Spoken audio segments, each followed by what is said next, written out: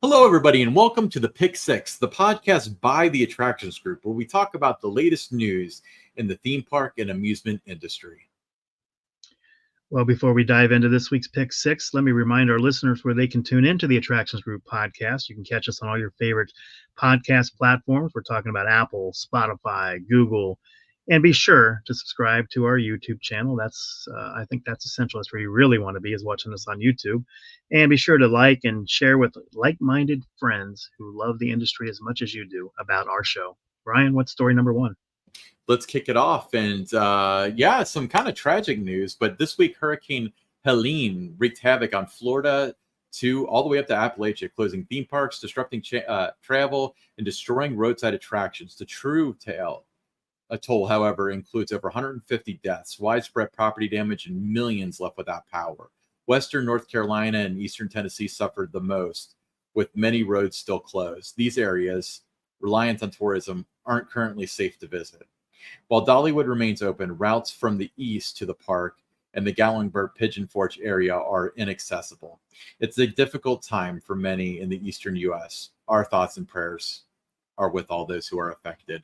Yeah, that's kind of scary. It's even there's a really big YouTuber I like to watch, Jacob the Carpetbagger, who lives near near Asheville. Asheville got nailed, but he lives somewhere in that vicinity, and he put up a video of him cleaning 6 inches of water out of his basement and stuff. So just terrible, It is, and there's, I see the different posts out there.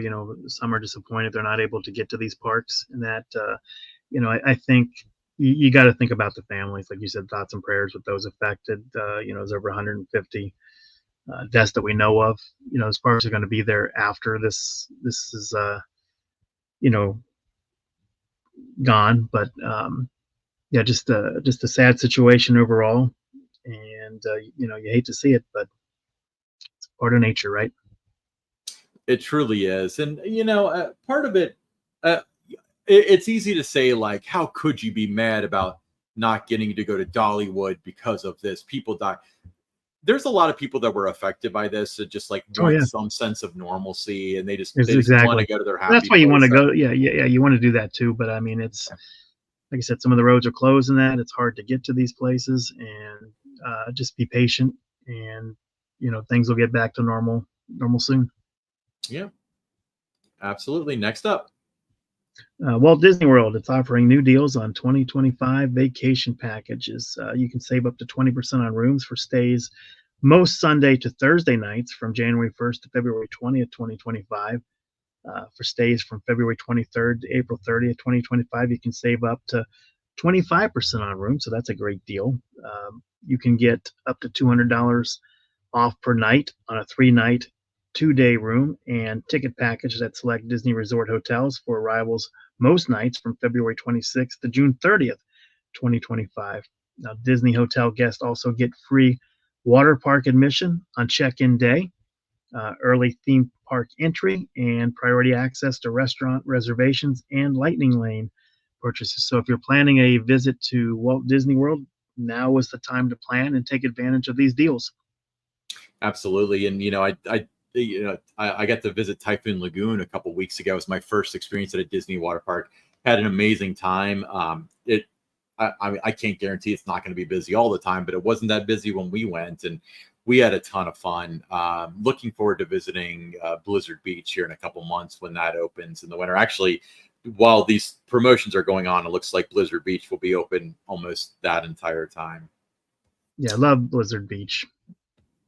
I'm intrigued by it. It's like a water ski resort that they decided to make or not a water ski. It was a snow skiing resort. They decided to make a water park, or there's some sort of story behind it. Yeah, just a lot of fun there. All right.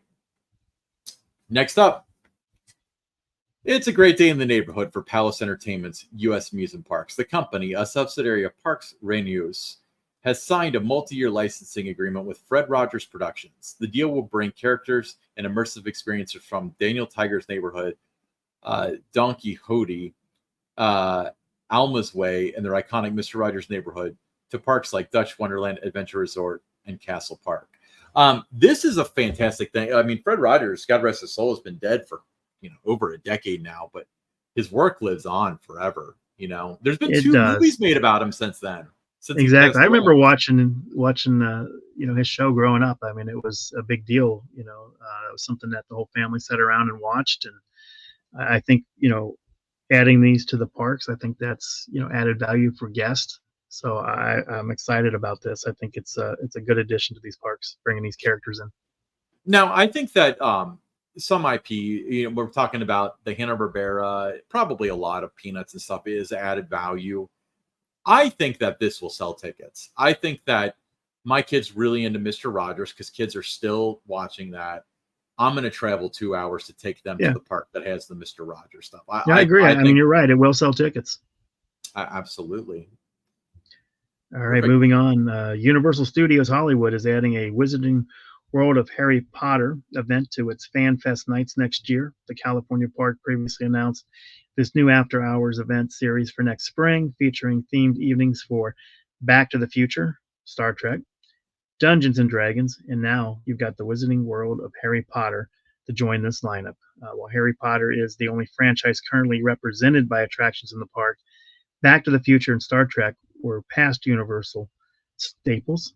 So for the Harry Potter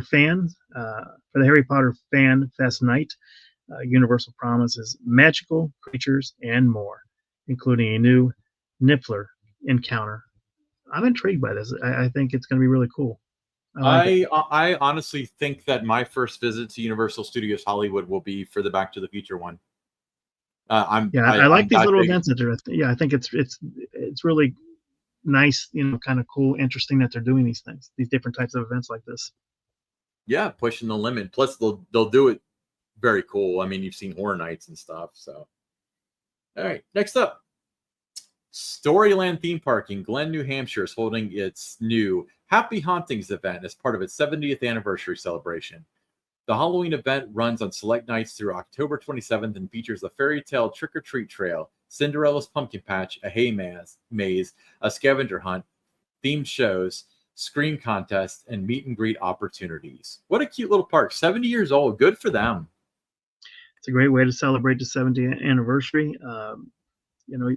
Families, they're always, no matter what part of the country you look at this time of the year, they're always looking for fun things to do with the kids. And, this is right up, that alley of the ultimate Halloween type party for kids in that area. Absolutely. Yeah. Then next up, I mean, Don, have you ever laid in a coffin, but like not at a funeral home? Because boy, do we have the Yes. story for you. Yes, I have. So risk takers, they'll have the chance to push their limits by spending 24 hours in a coffin to kick off Wild Waves theme park and water parks Fright Fest 2024. For the first time, Wild Waves is offering 6 volunteers the opportunity to test their endurance in the 24-hour Crypt Keeper Challenge, with haunted houses and rides mixed into the experience. The event begins at 8 p.m. on October 4th and will conclude 24 hours later. 6 participants are going to be chosen based on their reasons for wanting to take part in the challenge. Each participant will lie in a custom-built coffin created by Wild Waves carpenters and must endure not only the confinement, but also a series of fear factor style challenges throughout the night. According to Wild Waves, within the first 5 minutes of accepting applications, they had received 150 submissions. So a lot of interest in this. Participants, they had to be 18 years of age to participate, free of medical conditions that prevent extended periods of lying down. Wild Waves will have a first aid team on hand throughout the event to ensure the safety of all participants, but really unique opportunity, something that you just don't get to do every day. So 6 individuals are going to have that chance, and I'm sure they'll be talking about this for years. Yeah, I'll pass. No thanks. I'm just saying. Yeah.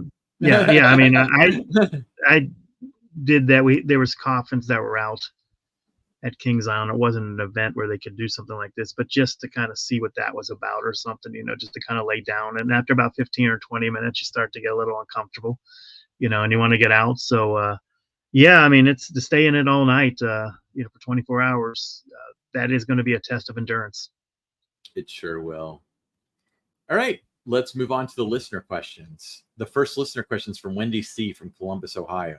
My family is trying to decide between Kings Island and Cedar Point for Halloween events. Kids are 11, 14, and 16. Where should we go?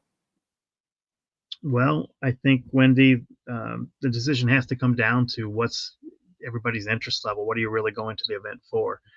Are you going for the haunt experience? Are you going for the daytime experience? You going for the culinary experience? Are they thrill seekers? Do they want to ride roller coasters?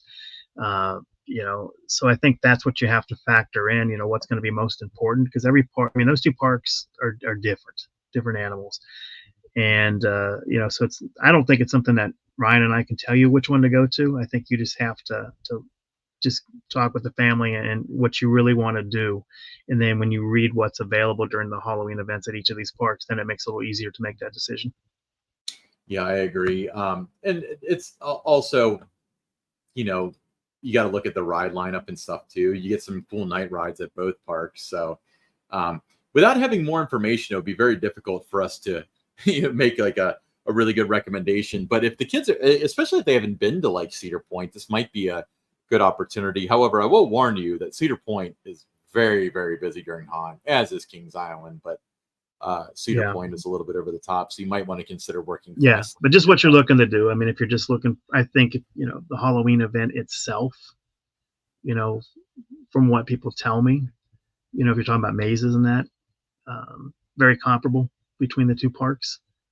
I think the atmosphere at Cedar Point, it's more in the back of the park at night, where Kings Island is more, the midways and, internationally, the different areas all have something going on. So it's kind of the full park experience. So just a lot of different, you're not going to go wrong with either one. You're going to have a great time.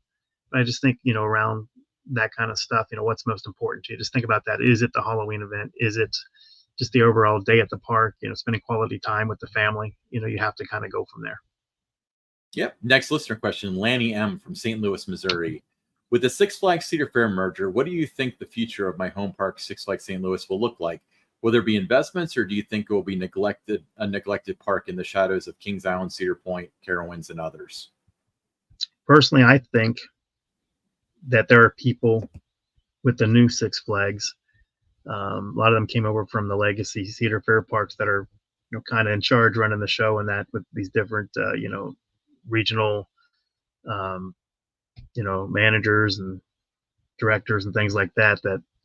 I think they look at this park and they see what I do. I think they see it as a sleeper park, something that, there's some really good upside potential there. There's opportunity for growth there, more so than maybe some other parks with your season pass base and, getting people from around, that region to come to St. Louis for this. There's a lot of things to do in St. Louis. Why not tie in a trip to Six Flags St. Louis, right? If you're going to go to a Cardinals game, or you're going to want to go up in the Arch and that. So it can become very much a part of why people would be wanting to go to St. Louis. So I think they see high upside with it. So I think I would use the word your future there at Six Flags St. Louis is going to be bright. There's a lot of Six Flags legacy Six Flags parks that I think that have been terribly neglected by the company that you're going to see positive. St. Louis is not top of the list, but it's definitely on the short list of those parks where it's like, that's a big metropolitan area for them to just not invest in. Six Flags Chicago, Great America. I didn't want to say the wrong Six Flags because I get confused, but that one, Six Flags Great America, is another one where Chicago's a huge upside market, and then huge upside there at that park. And I think between those two, those are the two that I look at, and I think they're going to have the best growth potential. Is going to be Six Flags Great America and Six Flags St. Louis. Well, and Six Flags Great Adventure. I think that's another one. The New York market. I mean, I really think that it's. I don't think that Coney Island, any of it really competes with Six Flags Great Adventure. I feel like if it's done right, they're far enough away. They're far enough away from each other. They're so small. That's not a full day theme park experience like Great Adventure is. No, it's not. Great Adventure's got a drive-through safari and like a hotel and stuff. I really think that there's a huge upside available to it. I think Six Flags Magic Mountain. I think that that's another one that's like, how many tourists go to the Southern California area? Knott's Right. has it kind of figured out, but they're a little bit closer to everything, being close to Anaheim and Buena Park.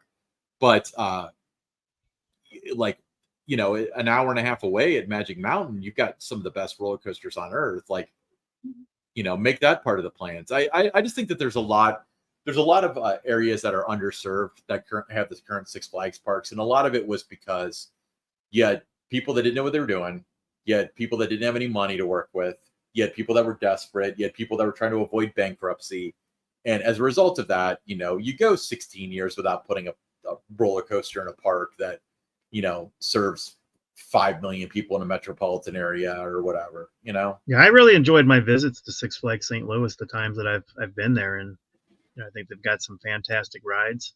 Uh, but I think there's a lot to be excited about for the future there, and I think it's a sleeper park of all the Six Flags legacy parks. I think that one I would put the tag sleeper on it. Absolutely. All right, great Pick Six. All right, we'll be back next week with some more Pick Six and Attractions Group podcast. Stick around. Make sure you follow us on all your favorite podcast apps: Apple, Google, Spotify. You know the drill. YouTube, you know where to find us, and follow us on X at attractions_GRP. See you next week, everybody.